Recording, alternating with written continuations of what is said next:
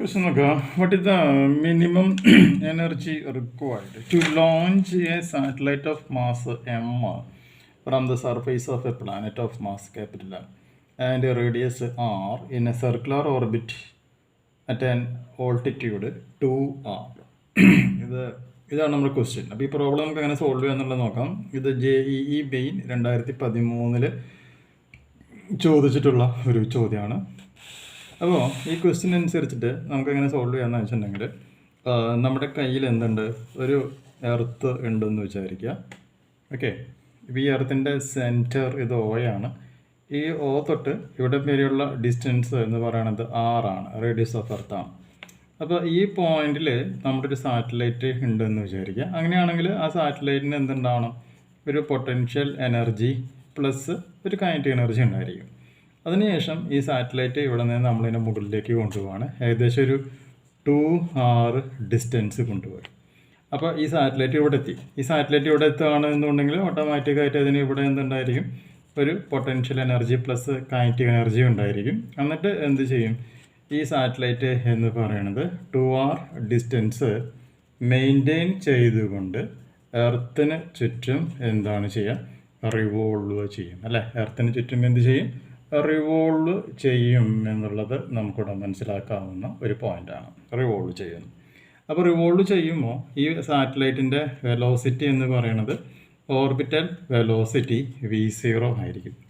അപ്പോൾ നമ്മുടെ ക്വസ്റ്റ്യൻ അനുസരിച്ച് എന്താ പറയുന്നത്, ഈ പോയിന്റിൽ നിന്ന് ഈ പോയിന്റിലേക്ക് എൻ്റെ സാറ്റലൈറ്റ് ഉയർത്തുവാനായിട്ട് ലോഞ്ച് ചെയ്യാനായിട്ട് എനിക്ക് എത്ര പെർസെൻറ്റേജ് അല്ലെങ്കിൽ എത്ര എമൗണ്ട് എനർജി വേണം എന്നുള്ളതാണ് നമ്മുടെ ക്വസ്റ്റ്യനിൽ ചോദിച്ചിട്ടുള്ളത്. അല്ലേ, അപ്പോൾ നമ്മൾ എന്ത് കണ്ടെത്തണം, ആദ്യം ഈ പോയിന്റിൽ എക്സ്പീരിയൻസ് ചെയ്യുന്ന എനർജി കാണാം, ഈ പോയിന്റിൽ എക്സ്പീരിയൻസ് ചെയ്യുന്ന എനർജി കാണാം. ഇത് രണ്ടും കൂടി മൈനസ് ചെയ്യുക. ആ മൈനസ് ചെയ്യുമ്പോൾ കിട്ടുന്നതാണ് എന്തെന്ന് പറയുന്നത് നമ്മുടെ ഉത്തരം.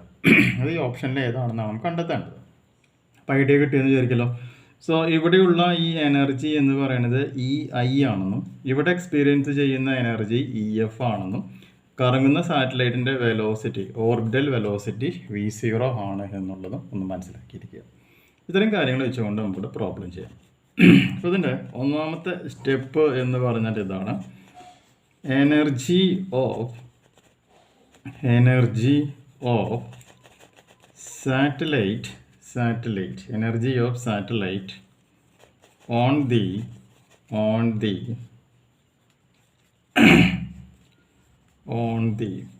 surface of earth. അപ്പോൾ എർത്തിൻ്റെ സർഫേസിൽ ഇരിക്കുമ്പോൾ പാർട്ടിക്കിളിന് പൊട്ടൻഷ്യൽ എനർജി മാത്രമേ ഉണ്ടാവുള്ളൂ. കൈനറ്റിക് എനർജി എന്നുള്ള വാല്യൂ ഓട്ടോമാറ്റിക്കായിട്ടും എന്തായിട്ട് മാറുകയാണ് ചെയ്യുക, 0 ആയിരിക്കും. അപ്പോൾ energy of the earth equal to minus GMM divided by R plus kinetic energy ഇവിടെ 0 ആണ്. ഇതാണ് എൻ്റെ ഇക്വേഷൻ നമ്പർ 1. ഇനി പാർട്ടികൾ ഇവിടുന്ന് 2r ഡിസ്റ്റൻസ് മുകളിലേക്ക് പോയി. അപ്പോൾ സെൻറ്ററിൽ നിന്നുള്ള മൊത്തം distance r plus 2r 3r ആയിരിക്കും, സംശയമില്ലല്ലോ. അപ്പോൾ അടുത്ത സ്റ്റെപ്പിലപ്പോൾ നമുക്ക് എന്ത് പറയുവാനായിട്ട് സാധിക്കും, energy of satellite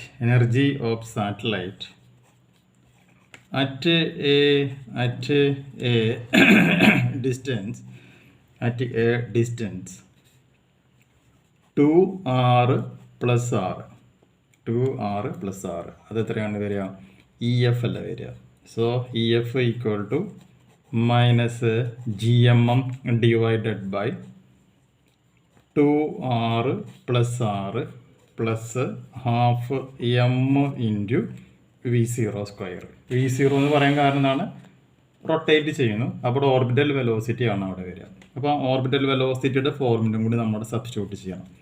so EF is equal to minus GMM divided by 2r plus r plus half m.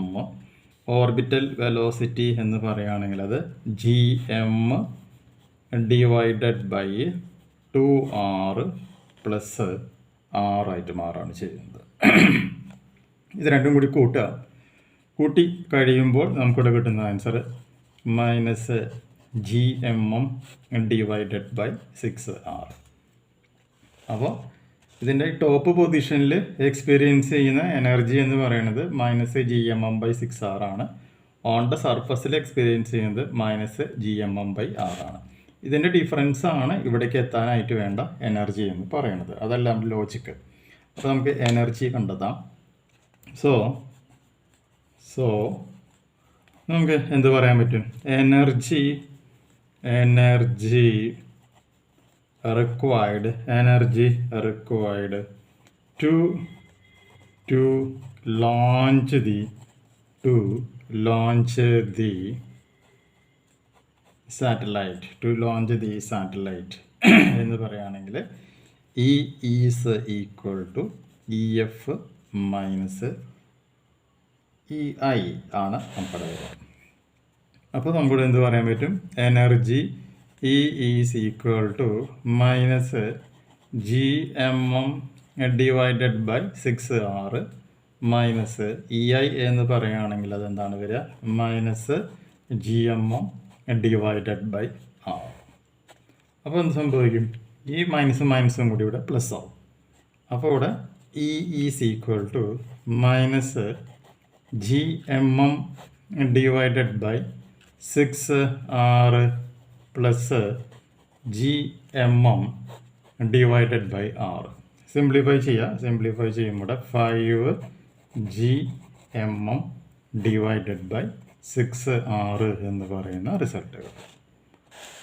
നമ്മുടെ ഇവിടേക്ക് നോക്കി കഴിഞ്ഞിട്ടുണ്ടെങ്കിൽ നമ്മുടെ ഓപ്ഷൻ 1 ആണ് നമ്മുടെ ആൻസറായിട്ട് മാറുന്നത്. 5GMM/6R എന്ന് പറയുന്ന റിസൾട്ടാണ് നമ്മുടെ ആൻസറായിട്ട് വരുന്നത്. നല്ലൊരു ന്യൂമറിക്കൽ പ്രോബ്ലമാണ്. ചെയ്ത് പ്രാക്ടീസ് ചെയ്യുക. അടുത്ത വീഡിയോയിൽ നമുക്ക് മറ്റൊരു ന്യൂമറിക്കൽ പ്രോബ്ലം ഡിസ്കസ് ചെയ്യാം. Okay, thank you.